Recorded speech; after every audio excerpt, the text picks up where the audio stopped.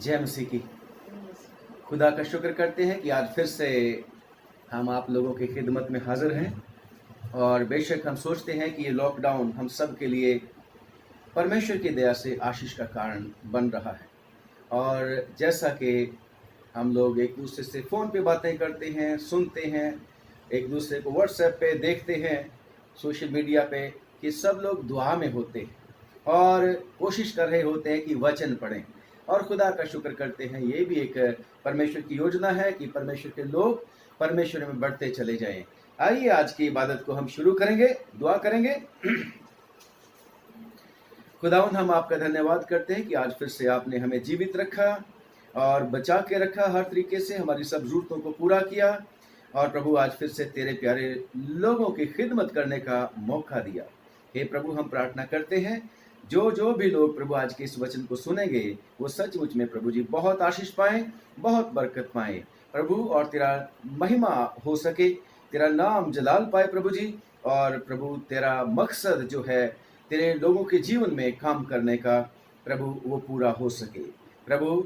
जैसा तेरे वचन में हम पढ़ते हैं, सुनते हैं और विश्वास करते हैं कि जो लोग परमेश्वर के ऊपर विश्वास करते हैं उनके लिए सब बातें मिलकर भलाई को उत्पन्न करती हैं। इसलिए प्रभु, हम तेरा ऐसी परिस्थितियों में भी धन्यवाद करते हैं, क्योंकि खुदावन तू सब कुछ करने वाला परमेश्वर है। आज भी हमारी मदद करना, हमारे मुंह को छू दे प्रभु, और दया करके पुत्र आत्मा के द्वारा हमारी मदद कर, ताकि प्रभु जो कुछ भी हम बोलें और जो कुछ भी प्रभु जी हम आज यहाँ से तेरे वचन की सेवकाई में प्रभु जी कर सकें, वो खुदावन तुझे ग्रहण योग्य हो और सब लोगों को आशीषित करने वाला हो सके प्रभु। तेरे वचन पर तेरी बहुत बरकत चाहते हैं जो पढ़ा जाएगा।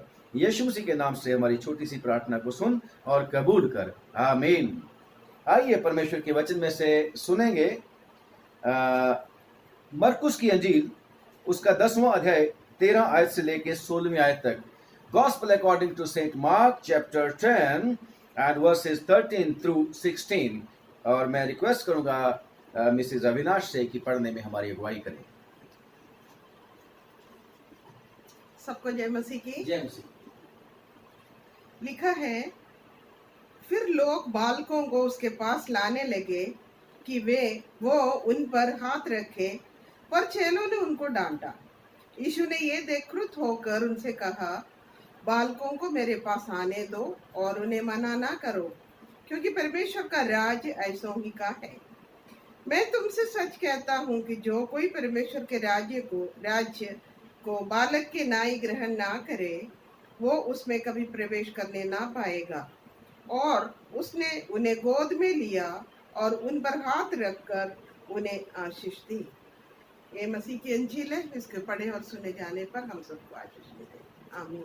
आमीन। Praise the Lord. खुदा का धन्यवाद हो। प्रियो, पहले भी हमने इन वचनों को सुना है। समय समय पर पादरी साहबान ये वचन हमें सुनाते और सिखाते रहते हैं, और आज फिर से परमेश्वर ने चाहा कि हम इसके ऊपर ही मनन करें। खुदा का शुक्र करते हैं कि हम सब लोग लॉकडाउन में हैं। और लॉकडाउन का मतलब ये है कि हम अपने अपने परिवारों सहित अपने घरों में बंद हैं। बेशक थोड़े समय के लिए हमें आज़ादी है कि बाहर जाएं और अपनी ज़रूरत की चीज़ें लेके आएं। और खुदा का शुक्र करते हैं कि आज तक जो दया करके परमेश्वर ने हमें किसी भली वस्तु से वंचित नहीं रहने दिया, ज़रूरतें पूरी की। और हम प्रार्थना करते हैं कि परमेश्वर उन लोगों के भी साथ हो जिन्होंने आज तक इस लॉकडाउन के बुरे असर को भी झेला है। खास तौर से हमारे अपने देश में वो लोग जो घरों से दूर थे, और हमारे अपने ही देश में कई राज्यों के लोग जो थे वो अपने अपने प्रिय लोगों के पास नहीं जा सके। परंतु प्रियो, मैं और आप जो इस समय प्रभु की हजूरी में बैठे हैं, हम अपने अजीज़ों के साथ में हैं। और अगर हम में से कोई सदस्य हमारा दूर भी है तो हमें पूरा विश्वास है कि परमेश्वर ने उनको संभाला हुआ है, क्योंकि हमारा परमेश्वर धोखा नहीं देता। हमारा परमेश्वर विश्वास के योग्य है। और हमारा परमेश्वर के वचन में लिखा है कि परमेश्वर अपनी बुलाहट से और अपने दानों से, अपने दान जो उसका दान है, एक दान नहीं, बहुत सारे ढेर सारे दान परमेश्वर ने हमें दिए हैं और उनसे कभी पीछे नहीं हटता। और खुदा का शुक्र करते हैं कि परमेश्वर ने हम लोगों को भी बहुत बहुत बरकतें दी हैं, बहुत आशीषें दी हैं। और आज का वचन जो है ये है कि लोग जब खुदावंद यीशु मसीह इस पृथ्वी पर थे और प्रचार करते थे स्वर्ग के राज्य का, और परमेश्वर के वचन का जब आप लोग पढ़ते हैं, उसका अध्ययन करते हैं, तो लिखा है कि प्रभु यीशु मसीह को कितनी बार उसको भी, उसके चेलों को भी खाना खाने का भी वक्त नहीं मिलता था, बहुत बिजी होते थे। और खुदावंद यीशु मसीह भी कहते हैं कि मेरा भोजन वही यही है कि मैं अपने पिता की मर्जी को पूरा करूं। परंतु कितनी ही बार प्रभु यीशु मसीह जो थे दूसरे लोगों का भी ख्याल करते थे, लोगों को रोटी खिलाते थे, कभी 5 रोटी 2 मछलियों के साथ, कभी 7 रोटियों के साथ, और चेलों को भी कहते थे आओ भोजन कर लो, क्योंकि खुदावंद यीशु मसीह हमारा हर तरीके से ध्यान रखने वाला परमेश्वर यहोवा है।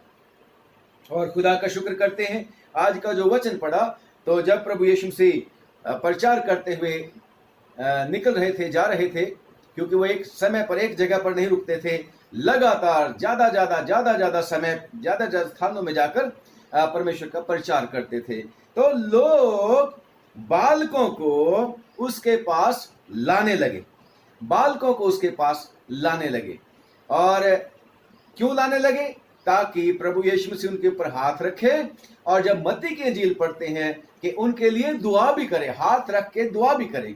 ऐसा विश्वास उस समय भी लोगों का था, आज भी हमारा विश्वास ऐसा ही होता है कि हम भी जब बच्चे होते हैं, छोटे बच्चों को लेके आते हैं पादरी साहब के पास कि पादरी साहब हमारे बच्चों के लिए दुआ कर दीजिए। खास तौर से जब डेडिकेशन करते हैं या बैप्टिज्म करते हैं, तो पादरी साहब उन बच्चों के सिर के ऊपर हाथ रखते हैं और दुआ करते हैं, आशीष देते हैं। और वैसे भी जब आशीष पानी होती है तो सिर नीचे किया जाता है और बड़े जो हैं उनके ऊपर हाथ रखते हैं और उन्हें आशीष देते हैं। और खुदा का शुक्र करते हैं, यहाँ पर भी उस समय 2000 लगभग 2000 साल पहले, 2000 से भी कुछ ज्यादा साल हो गए, तब भी लोगों के मन में यही होता था कि जो रब्बी हैं, जो बड़े परमेश्वर के लोग हैं, वो हमारे बच्चों के ऊपर क्या करें? हाथ रख दें और उनके लिए दुआ कर दें। जैसे याकूब ने दी थी आशीष अपने पोतों को, जैसे याकूब ने दी थी अपने बेटों को आशीष, जैसे इजहाक ने दी थी अपने बेटों को आशीष, ऐसे ही आज भी मैं और आप अपने बच्चों को हाथ रख के उनके ऊपर आशीष देने की कोशिश करते हैं। अगर बच्चे ये ना कह दे कि हमारे बाल खराब कर दिए, क्योंकि चेंज हो गया, जमाना बहुत बदल गया। परंतु खुदा का शुक्र करते हैं, परमेश्वर का वचन सदा एक सा है और खुदावंद यीशु मसीह सदा एक से हैं। क्योंकि यीशु मसीह के बारे में लिखा है कि वो कल, आज और युगानुयुग एक सा है। खुदा का शुक्र करते हैं। परंतु लिखा है कि जब लोग बालकों को प्रभु यीशु मसीह के पास लेके आने लगे, तो चेलों ने उनको रोका, चेलों ने उनको रोका। शायद ये सोचते होंगे गुरुजी को बहुत काम है, उसको रोको मत, बहुत बिजी हैं, अपने तरीके से सोच रहे होंगे। परंतु यीशु मसीह ने इस बात का गुस्सा कर लिया। लिखा है कि उसने क्रुद्ध होकर, गुस्सा होकर चेलों को क्या बोला कि क्रुद्ध होकर उनसे कहा कि बालकों को मेरे पास आने दो, उनको मना ना करो, क्योंकि स्वर्ग का राज्य ऐसों ही का है। खुदावंद यीशु मसीह ने ये बात की और लिखा है कि उनको लेकर प्रभु यीशु मसीह ने आशीष दी, बरकत दी। क्यों? क्योंकि बालक, बच्चे परमेश्वर के हैं। परमेश्वर के वचन में लिखा है 127 ज़बूर और उसकी 3री आयत में कि औलाद, संतान, बच्चे परमेश्वर की ओर से हैं और गर्भ का फल परमेश्वर की ओर से प्रतिफल है, मिरास है, दान है। अगर ये परमेश्वर की ओर से हैं तो ये परमेश्वर के हैं। परंतु आजकल मैं और आप आज ही से नहीं, शुरू से अपने बच्चों के बारे में बहुत ज्यादा पॉजेसिव हैं और अपने बच्चों के बारे में हम अपनी योजनाएं बनाते हैं। साथ साथ ये भी दुआ मांगते हैं कि परमेश्वर ने कह रखा है कि मेरी योजनाएं तुम्हारे लाभ की हैं, हानि की नहीं है। हम परमेश्वर की योजना के मुताबिक कम और अपनी योजना को अपने बच्चों के ऊपर थोपने की कोशिश करते हैं। परंतु मुझे और आपको हमेशा याद रखना चाहिए कि बच्चे परमेश्वर की ओर से हैं, उसकी तरफ से गिफ्ट हैं, उसी की अमानत हैं, उसी को बिलोंग करते हैं। अगर उसी को बिलोंग करते हैं तो परमेश्वर ने हमें एक अनुग्रह दे रखा है, दया कर रखी है कि हम इनके साथ रहकर खुश हो सकते हैं, हम इनके साथ रहकर इनका पालन पोषण कर सकते हैं और अच्छे स्टूवर्ड की तरह, अच्छे मैनेजर की तरह, जैसे परमेश्वर हमें मैनेजर बनाया आदम को कि तू देखभाल कर सारी सृष्टि की, बाग की देखभाल कराकर मैनेजर बनाया था, स्टूवर्ड बनाया था, संरक्षक बनाया। ऐसे ही मुझे और आपको याद रखना चाहिए कि चीज परमेश्वर की है, परंतु हमें इनके ऊपर काम करने के लिए परमेश्वर ने मौका दिया है। और परमेश्वर के वचन में लिखा है मलाकी की किताब में कि परमेश्वर बच्चे हमें देता है ताकि हम उन्हें खुदा तर्स बना सकें, परमेश्वर के भय मानने वाले लोग उनको तैयार कर सकें। परमेश्वर की इच्छा ये है। और खुदा का शुक्र करते हैं कि जब हम परमेश्वर के वचन में पढ़ते हैं यूहन्ना की पत्री और उसका दूसरा अध्याय, यूहन्ना की दूसरी पत्री और उसका चौथी आयत में लिखा है, कहता है मैं बहुत आनंदित हुआ कि मैंने तेरे कितने लड़के बाले, जवानों की बात नहीं कर रहा, बूढ़ों बुजुर्गों की बात नहीं कर रहा। हम आजकल सोचते हैं कि चर्च में जाना बड़ों का काम है, बूढ़ों का काम है, लेकिन यहां पर लड़कों की बात कर रहे हैं, जो लड़के और लड़के बालक है ना, लड़के बाले, लड़कों की बात कर रहा है कि मैं बहुत आनंदित हुआ कि मैंने तेरे कितने लड़के बालों को उस आज्ञा के अनुसार जो हमें पिता की ओर से मिली थी सत्य पर चलते हुए सच्चाई पर चलते हुए पाया। परमेश्वर का बंदा यूहन्ना जब चिट्ठी लिखता है कलीसिया को कि मेरे को बहुत अच्छा लगा कि वो जो अभी जवान हो रहे हैं, तुम्हारे बालक लड़के परमेश्वर के सत्य मार्ग पर चल रहे हैं और परमेश्वर की शिक्षा में बने हुए हैं। और जब हम पढ़ते यूहन्ना की तीसरी पत्री और इसका भी चौथी आयत में चौथी आयत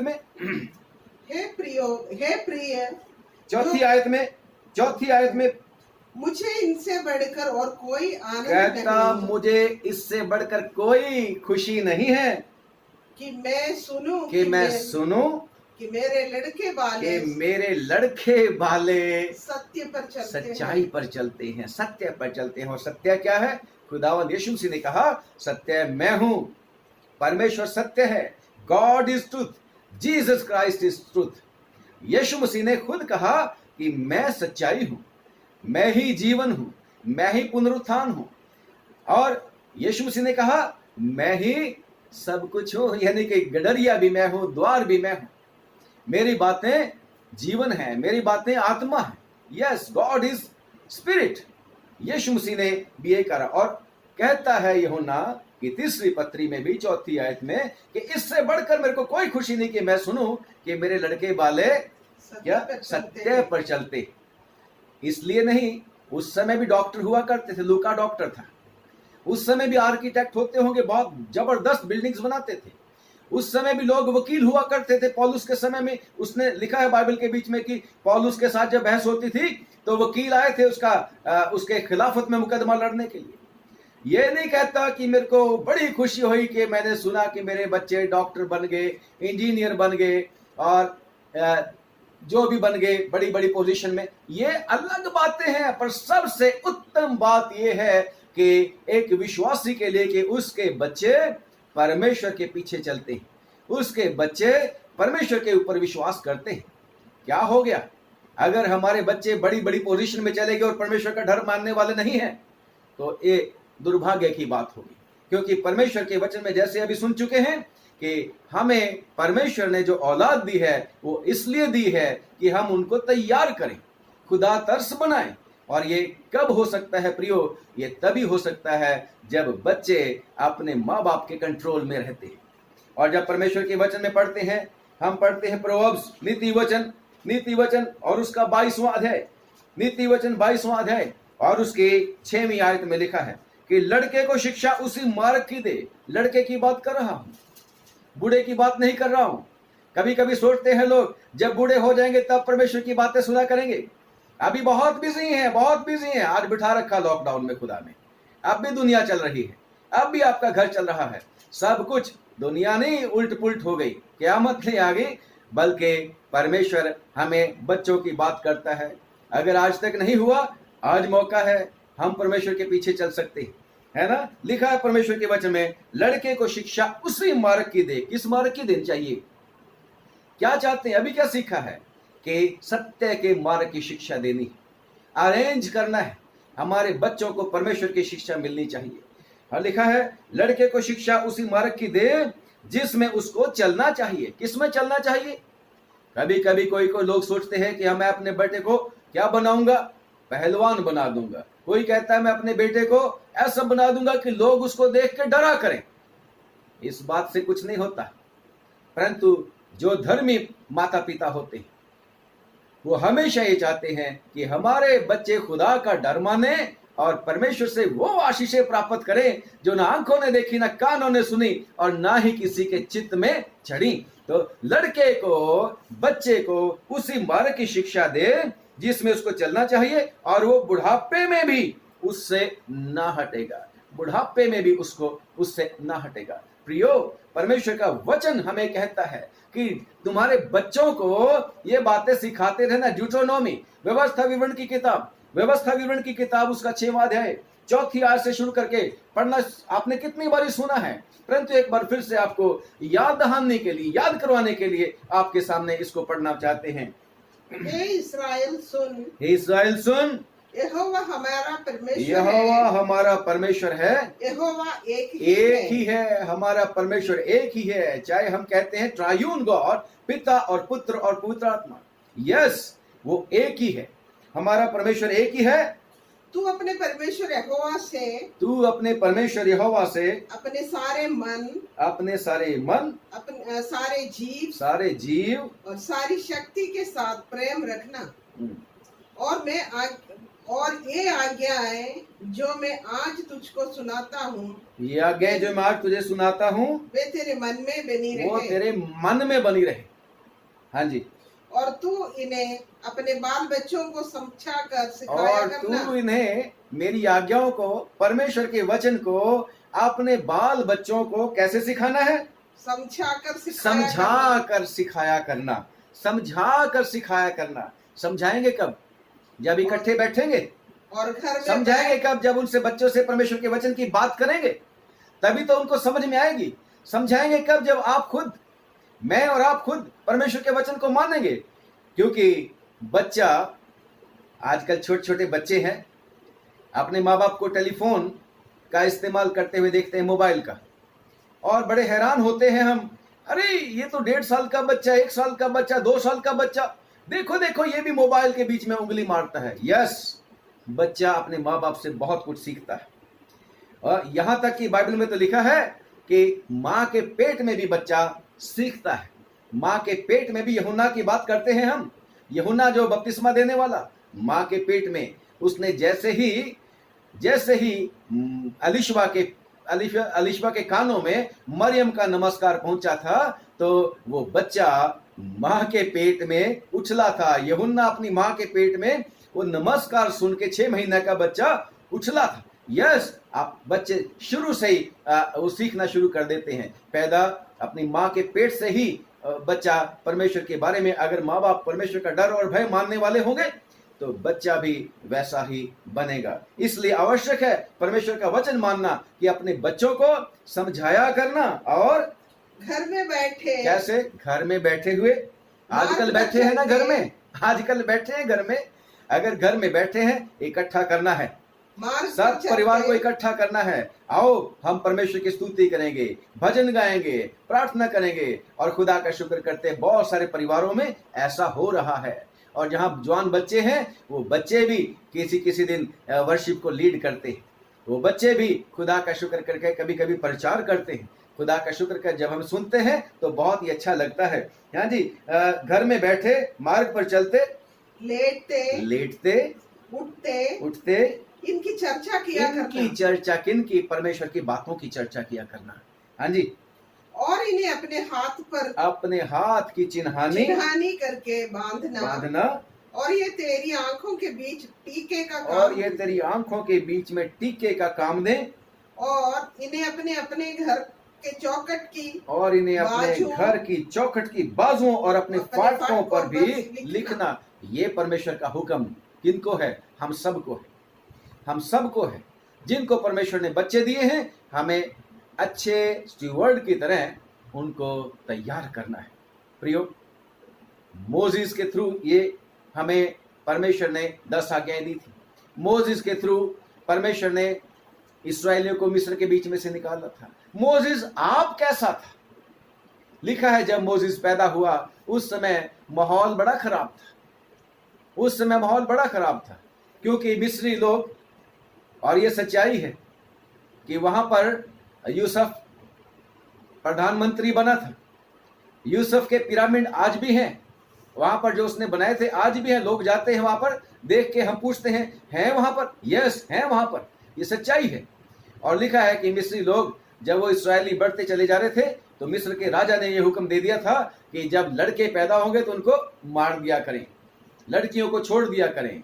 और उस समय में ये मोजिस पैदा हुआ था, और जब ये पैदा हुआ था तो लिखा है कि वो बहुत ही सुंदर था। और जब सुंदर था तो उसके माँ बाप उसको 3 महीने से ज्यादा छुपा नहीं सके, और उसको नील नदी में टोकरी बना के और उसके जिस भी तरीके से सरकंडे की और उसको पानी के बीच में, नील नदी के बीच में छोड़ आए थे। परंतु उसकी एक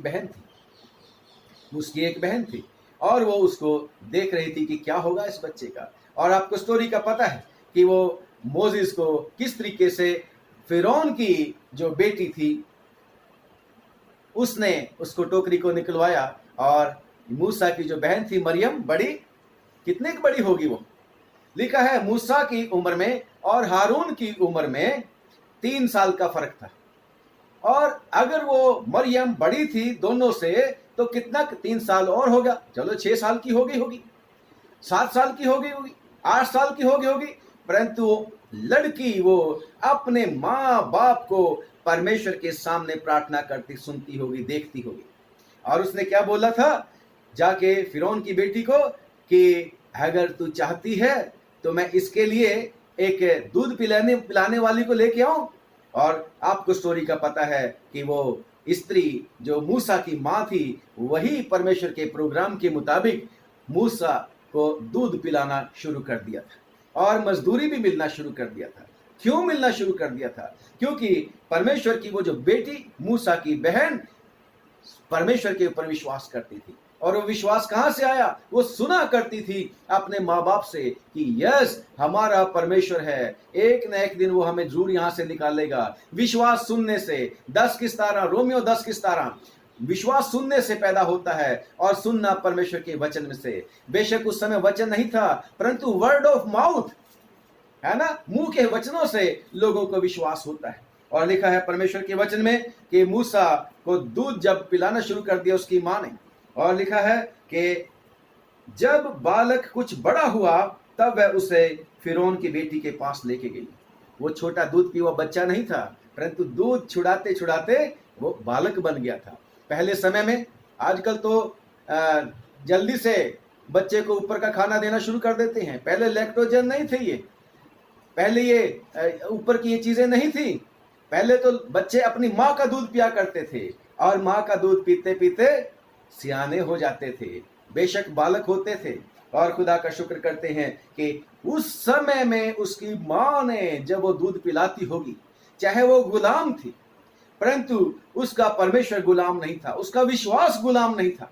उसने मोजिस को जरूर से बताया होगा, मोजिस तू हमारा ही है, तू हमारा बेटा है, ये तेरे पापा हैं, ये तेरी बहन है, ये हारून तेरा भाई है। और मोजिस भी देखता होगा अपने माता पिता को दुआ करते हुए कितना खुश होते होंगे कि परमेश्वर, ये बच्चा जो पहले तूने हमें दिया, हमने 3 महीने तक इसको छुपा के रखा, परंतु अब दोबारा दे दिया और हमें ये मौका मिला कि हम इसको पाल पोस कर बालक बना सके, बड़ा कर सके।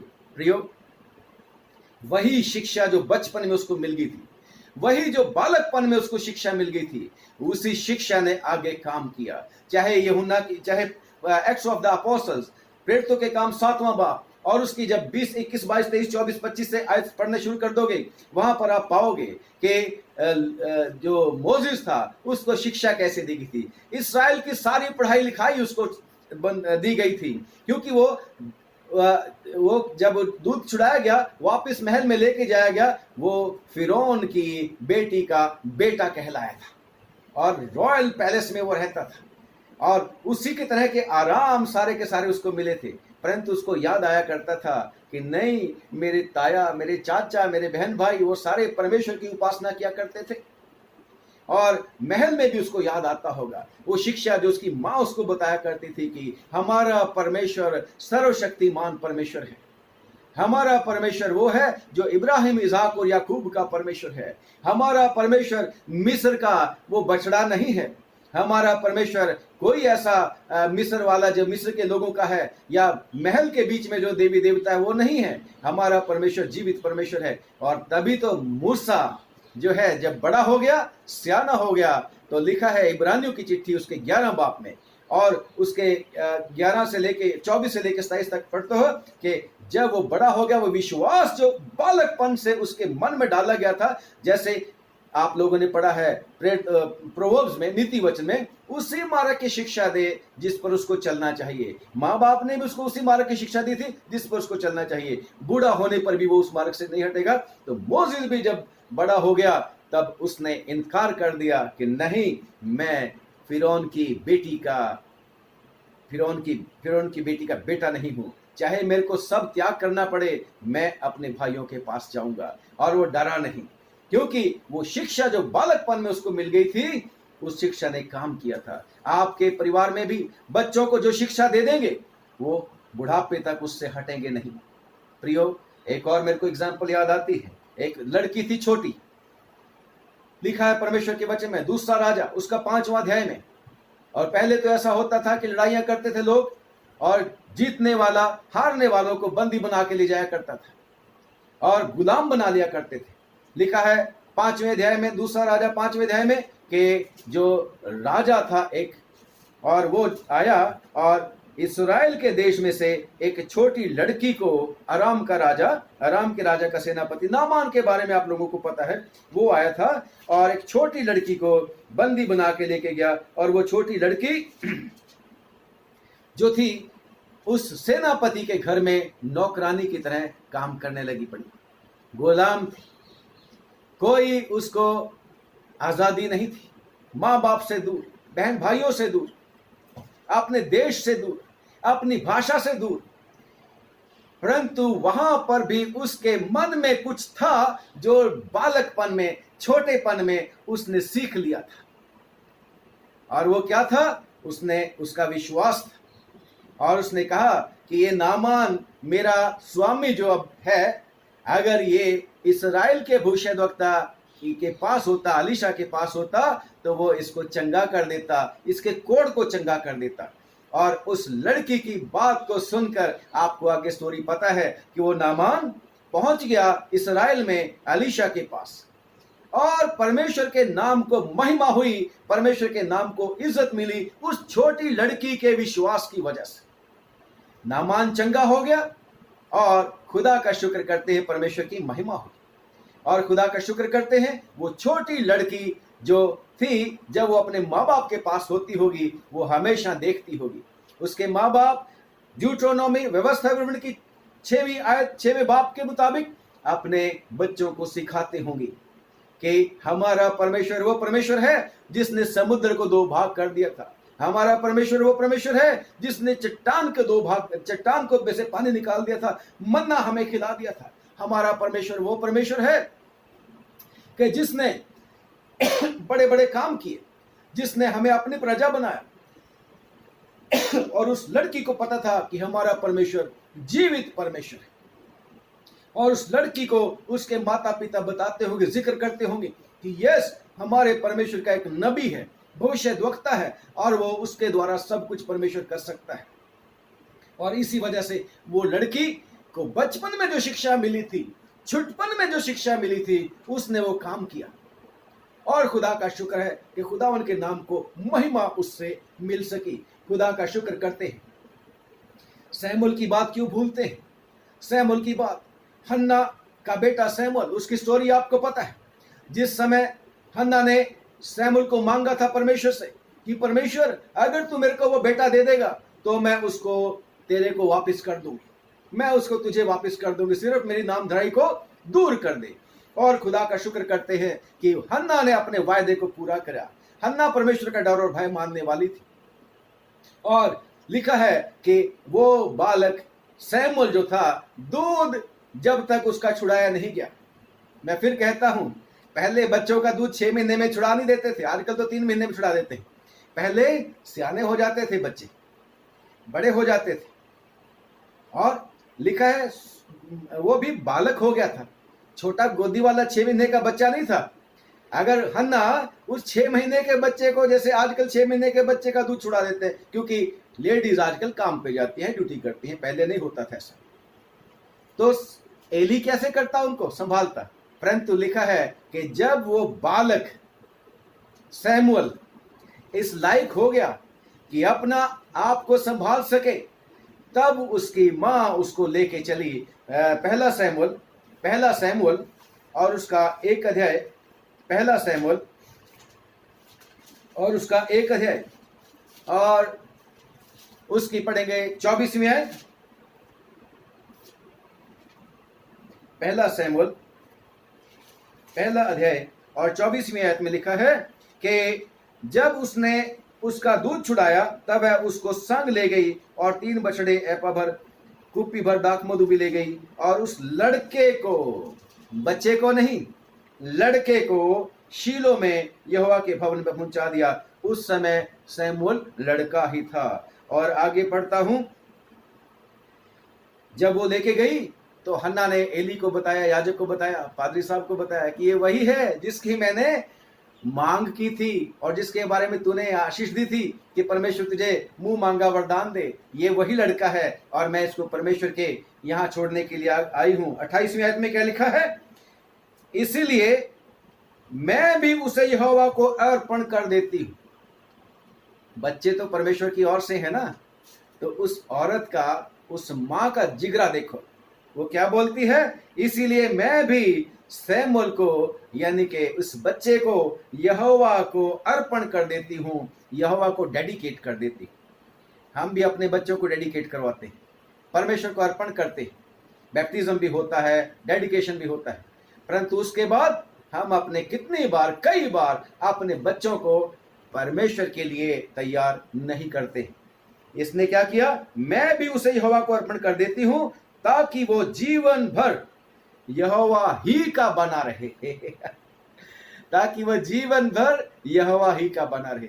जब हम अपने बच्चों को परमेश्वर को शुक्रगुजारी के तौर से देते हैं कि परमेश्वर तुझको अर्पित करते हैं, तो हमारी इच्छा होनी चाहिए कि बच्चे को ऐसी शिक्षा दें ताकि वो जीवन भर परमेश्वर का बच्चा बना रहे, परमेश्वर का बना रहे, परमेश्वर की शिक्षा को ग्रहण करता रहे। और खुदा का शुक्र करते हैं कि ये बच्चा बड़ा होकर क्या बना?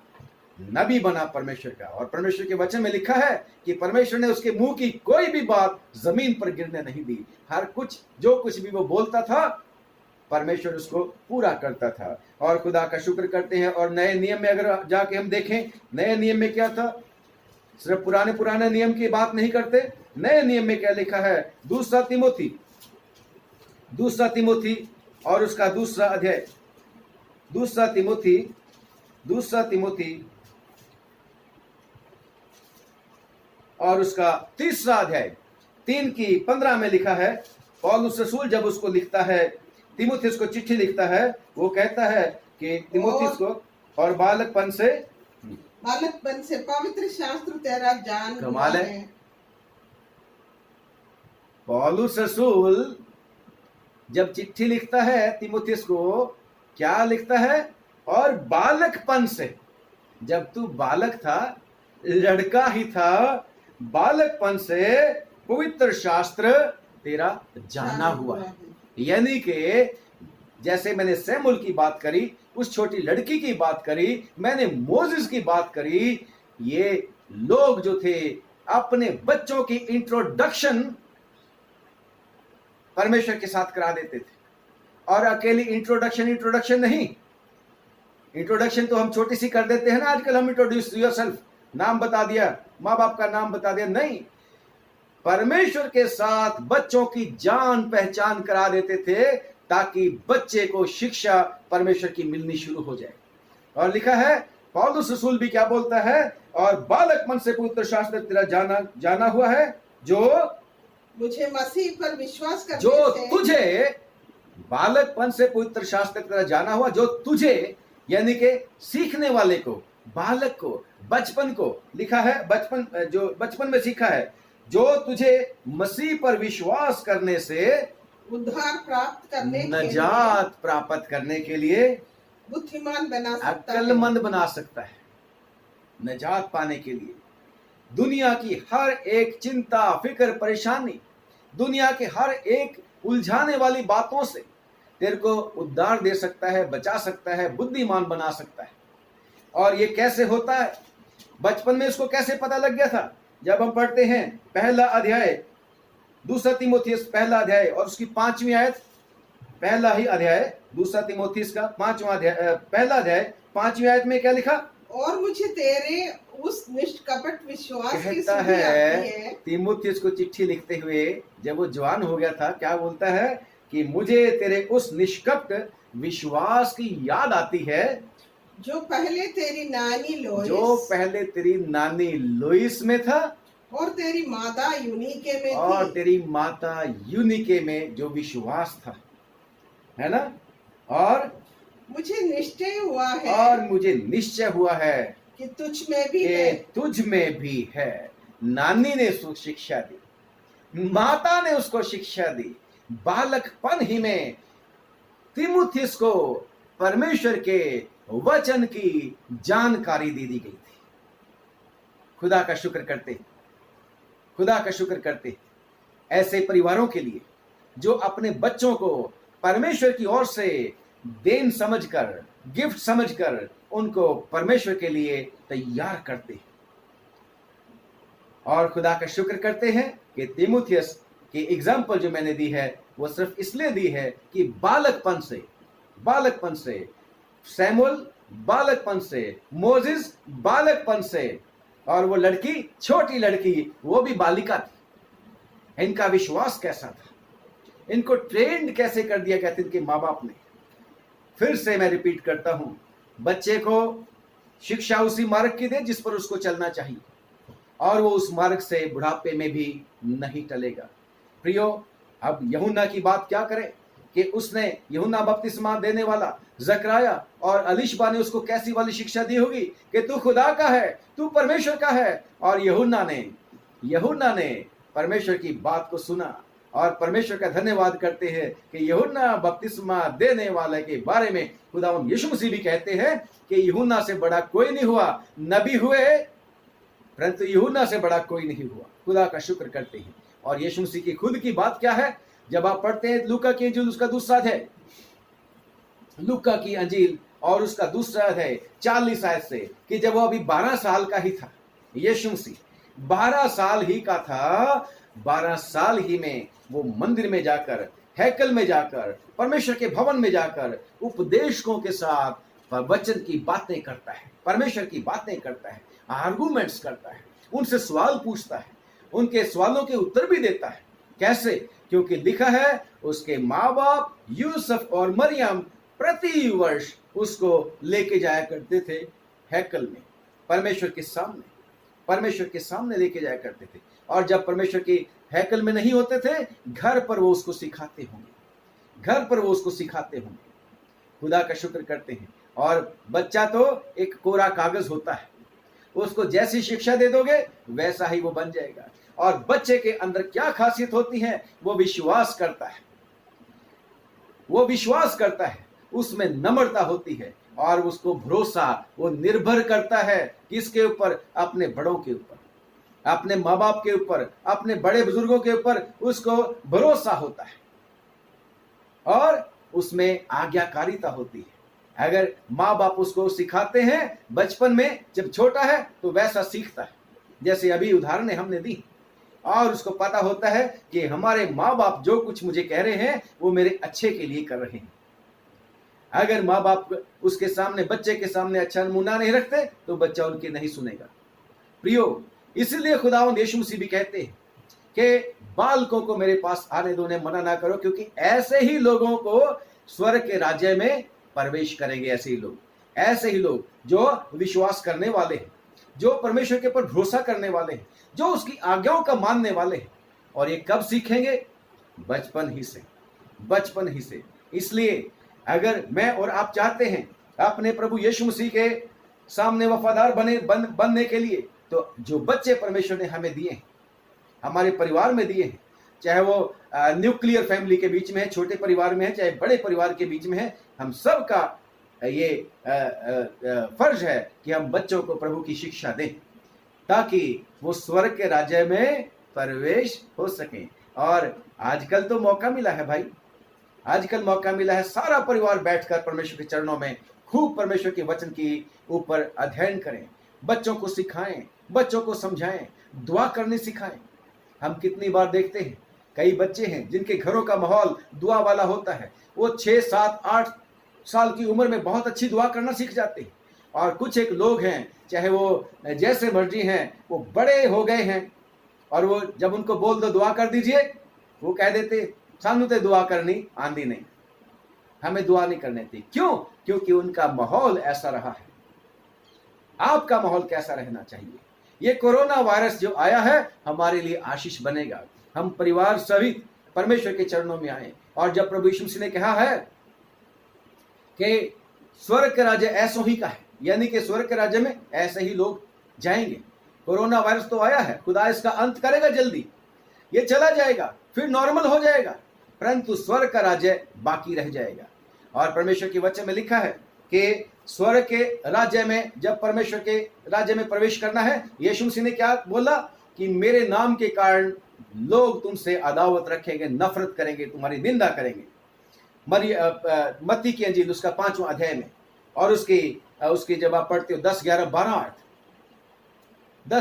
8, सताए जाएंगे, परेशान हो जाएंगे। ये कोरोना वायरस ने नहीं सताया अभी लोगों को, हम लोगों को इतना, परंतु वो सताव जो प्रभु यीशु मसीह के कारण स्वर्ग राज्य में जाने के उद्देश्य से होगा, वो उस सताव का कैसे मुकाबला करेंगे। और परमेश्वर के वचन में लिखा है, तीतुस की चिट्ठी मैं आपके सामने पढ़ूं। तीतुस की चिट्ठी, दूसरा तीमुथियस, और उसकी लिखा है 3रा अध्याय और उसकी 12वीं आयत में, पर जितने मसीह यीशु में भक्ति के साथ जीवन बिताना चाहेंगे, अगर प्रभु यीशु मसीह के साथ भक्ति में जीवन बिताना चाहेंगे तो वे सब सताए जाएंगे। कम ऑन, वो सब सताए जाएंगे। और परमेश्वर का बंदा एक्ट्स ऑफ द अपोस्टल्स में, प्रेरितों के काम में, पौलुस रसूल जब लिखता है कलीसिया को कि 14वां अध्याय और उसकी 22वीं आयत में, कि जब हम तुम्हारे साथ थे तो तुम्हें लिखा करते थे, तुम्हें समझाया करते थे कि हमें परमेश्वर के राज्य में प्रवेश करने के लिए दुख उठाने होंगे, कलेश उठा के। अगर प्रियो हमारे बच्चों को अगर परमेश्वर के ऊपर विश्वास नहीं होगा तो वो तकलीफें नहीं उठा पाएंगे। कोरोना वायरस की बात तो अलग होगी, परंतु इसके ज्यादा और तकलीफें हो सकती हैं। परमेश्वर के वचन में, बाइबल में ऐसा लिखा हुआ है। इसलिए अगर मोसेस को उसके माँ बाप से अच्छी शिक्षा मिली थी तो उसने किसी भी लालच में नहीं आया, किसी भी तरह के से। परमेश्वर के वचन में इब्रानियों की चिट्ठी में लिखा है कि उसने महल में रहना उचित नहीं समझा, बल्कि अपने परमेश्वर के साथ रहना उचित समझा, क्योंकि उसकी आंखें उस इनाम के ऊपर लगी थी जो परमेश्वर से सब लोगों को मिलना है। और सैमुअल ने भी कैसे बर्दाश्त किया होगा। उसको अपनी मम्मी की बहुत याद आती होगी, अपने पापा की बहुत याद आती होगी। और हो सकता है जब वहां पर अकेला सोया करता था हैकल में, कितना वो घुट घुट के छोटा बच्चा रोता होगा, परंतु उसको पता था, उसकी मम्मी ने बता रखा था। और फिर उसको शिक्षा मिलनी शुरू हो गई थी कि परमेश्वर का हूं मैं, परमेश्वर का हूं। उसने सारा का सारा बर्दाश्त किया। वो लड़की कैसे बन गई थी कि चाहे माँ बाप से दूर थी, चाहे अपनी भाषा से दूर थी, अपने देश से दूर थी, उसकी एक गुलाम थी, परंतु उसमें एक विश्वास था जो बचपन में आ गया था। और उसने उस चैलेंज को भी फेस किया और अपने परमेश्वर में बनी रही। ऐसे तीमुथियुस को भी परमेश्वर का बंदा पौलुस कहता है, दुख उठा मेरे साथ, दुख उठा मेरे साथ। और तीमुथियुस ने दुख उठाए क्योंकि बचपन से, बालकपन से उसको परमेश्वर का वचन बता दिया गया था, समझा दिया गया था। अगर हम अपने बच्चों को सचमुच में सक्सेसफुल लोग बनाना चाहते हैं और चाहते हैं कि हमारे बच्चे दुनिया में आने वाली हर एक चैलेंज को, हर एक मुसीबत को प्रभु यीशु मसीह में रहकर बर्दाश्त करना सीख जाएं, तो बच्चों को शिक्षा देनी है, परमेश्वर की शिक्षा देनी है, ताकि पौलुस की तरह हम सब लोग कह सकें, हमारे बच्चे कह सकें जब वो हमारी जगह लेंगे तो, कि मैं जो मुझे सामर्थ्य देता है मेरा खुदावन, उसमें मैं सब कुछ कर सकता हूं। वो मुझे जयवंत से बढ़कर कर सकता है। यस, मौका है प्रियो, और ये मौका हमें अपने परिवार को स्ट्रांग बनाने के, विश्वास में स्ट्रांग बनाने के लिए परमेश्वर ने हमें दिया, हमारे बच्चों को प्रिपेयर करने के लिए। बेशक हमें दुनियावी शिक्षा भी देनी है, पढ़ाई लिखाई भी करानी है, परंतु सबसे बढ़कर, जैसे परमेश्वर के वचन में हमने पढ़ा है, मेरे को इससे बढ़कर कोई खुशी नहीं कि मैं सुनूं मेरे लड़के वाले सत्य के मार्ग पर चलते हैं, परमेश्वर के पीछे चलते हैं। और अगर ऐसा होगा तो जब हम प्रभु के पास जाएंगे तो प्रभु कहेगा, शाबाश, वेल डन मेरे वफादार बंदे, मेरे वफादार बेटे बेटी, मैंने तुम्हें ये तोड़ा दिया था, मैंने तुम्हें ये बच्चे दिए थे, तुमने इन बच्चों को मेरे लिए तैयार किया, जिससे मेरी इच्छा इनके द्वारा पूरी होए, हीलिंग मिनिस्ट्री में, प्रीचिंग मिनिस्ट्री में, टीचिंग मिनिस्ट्री में और हर तरह की सेवा में ये वफादार रहे। खुदावंद आप लोगों को बहुत बहुत बरकत दे, बहुत आशीष दे। बालकों को मेरे पास आने दो, इनको मना ना करो, क्योंकि स्वर्ग का राज्य ऐसो ही का है। परंतु बालकों को प्रभु यीशु मसीह के पास लाने का काम किसका था? पड़ोसियों का नहीं था। माँ बाप अपने बच्चों को प्रभु यीशु मसीह के पास लेके गए थे। इब्राहिम ने जब अपने बेटे इसहाक की कुर्बानी दी थी, उसने साबित किया था कि खुदावन मैं तेरे को इब्राहिम से, इसहाक से भी ज्यादा प्यार करता हूं। उसने अपने बेटे को बांध कर वेदी के ऊपर रख दिया था, वेदी के ऊपर रख दिया था। मेरी और आपकी रिस्पॉन्सिबिलिटी है, जैसे मर्जी करें उनको प्रभु के पास लेके आए, चर्च में लेके आए, ऐसी संगति में उनको पालन पोषण होने दें जिसमें वो प्रभु का वचन सीखें, प्रभु के साथ उनका नाता जोड़ें, ताकि वो उस मार्ग पर चलें जिस पे उनको चलना चाहिए, परमेश्वर के पीछे चलें। खुदावंद आप लोगों को बहुत बहुत बरकत दे, बहुत बहुत आशीष दे, और इस लॉकडाउन में, इस कोरोना वायरस के समय में आपको बचा के भी रखे, जरूरतें पूरी करे, और हमें आशीष दे कि हम सब लोगों के लिए दुआ कर सके, क्योंकि परमेश्वर के वचन में लिखा है, हम सब लोग परमेश्वर के लोग हैं। परमेश्वर के वचन में लिखा है कि परमेश्वर हमें क्लेश में से इसलिए निकालता है ताकि हम उनकी मदद कर सकें, उनके लिए दुआ कर सकें जो किसी तरह के क्लेश में हैं। यस, हमें परमेश्वर ने जिम्मेदारी दी है कि हम दुआ करें सबके लिए। परमेश्वर आप लोगों को बहुत बहुत बरकत दे, बहुत बहुत आशीष दे। आइए दुआ करेंगे। हे सर्वशक्तिमान पिता, आपका हम धन्यवाद करते हैं, आपने रहम किया, आपने मदद किया कि खुदावन आज भी हम तेरी सेवकाई कर सके। इस पर तेरी बहुत बरकत चाहते हैं प्रभु। वचन जो भी सुनाया गया, इस पर तेरी 100 गुना फल लाने की आशीष मिले प्रभु जी। हे प्रभु, हम प्रार्थना करते हैं सब लोगों के मन में तेरा वचन अधिकाई के साथ बस जाए। हे प्रभु, हम प्रार्थना करते हैं दया करके अपने लोगों की तमाम जरूरतों को पूरा करना, और तौफीक दे प्रभु कि हम सब लोगों के लिए दुआ लगातार करते रहें। इस समय सब लोग मिलकर प्रभु जी हम प्रार्थना करते हैं कोरोना वायरस से ग्रसित सब लोगों के लिए प्रभु जी, जो इसकी चपेट में आ चुके हैं। बेशक है खुदावन, ये रोग, ये बीमारी, ये वायरस बढ़ता ही चला जा रहा है, लेकिन हमारा विश्वास है खुदावन यीशु मसीह के नाम में इसका अंत हो सकता है, जब प्रभु तेरी मर्जी पूरी हो जाएगी। और जब है खुदावन तू लोगों को अपनी तरफ मोड़ लेगा, जब प्रभु तेरे लोग तेरे पर विश्वास कर लेंगे, ये इसका इलाज भी तू ही देगा प्रभु, क्योंकि तू परमेश्वर है, तेरे द्वारा सब कुछ हो सकता है। हम दुआ मांगते प्रभु, जो ऐसे लोगों के, बीमार लोगों की सेवा कर रहे हैं, उनकी देखभाल कर रहे, इलाज कर रहे हैं, ओ खुदावन खुदा उनको शक्ति देना, ताकत देना, बुद्धि समझ और दनाई देना, और प्रभु उनके परिवारों को भी संभाल लेना पीछे प्रभु जी। सारे doctor, nurses, paramedical staff, police personal और खुदा गवर्नमेंट्स हमारी सब पर तेरी बरकत हो प्रभु जी। हमारे देश के प्रधानमंत्री को, सब सूबों के सीएम्स, गवर्नर, सबको आशीष दे प्रभु जी। हे प्रभु, इसके साथ ही साथ हम प्रार्थना करते हैं, दया करके उन देशों के भी साथ हो प्रभु जी जहां पर बहुत ज्यादा लोग प्रभु जी बीमार हो चुके हैं, उन्हें भी चंगा कर प्रभु जी, उन्हें भी चंगा कर प्रभु। और खास तौर से वो लोग जहां भूखमरी भी आ चुकी है प्रभु जी, ओ प्रभु जहां पर अकाल आ गए हैं, ओ खुदावन जहां पर लोगों को कुछ सूझता नहीं, जहां पर खुदावन खुदा कोई संसाधन नहीं, वो भी तेरे लोग हैं। तू सब जातियों का परमेश्वर है, तू सब लोगों का परमेश्वर है। ओ खुदावन सबको चंगा कर, सबको रहम कर, सबके ऊपर माफ कर, और दया करके तरस खा के खुदावन सब लोगों को तेरी तरफ मुड़ने के लिए शक्ति दे दे प्रभु। फिर से प्रार्थना करते, तमाम जवानों पर तेरी बरकत हो, बुजुर्गों पर तेरी बरकत हो, आशीष दे। अब एक दूसरे को हम तेरे हाथ में सौंपते हैं।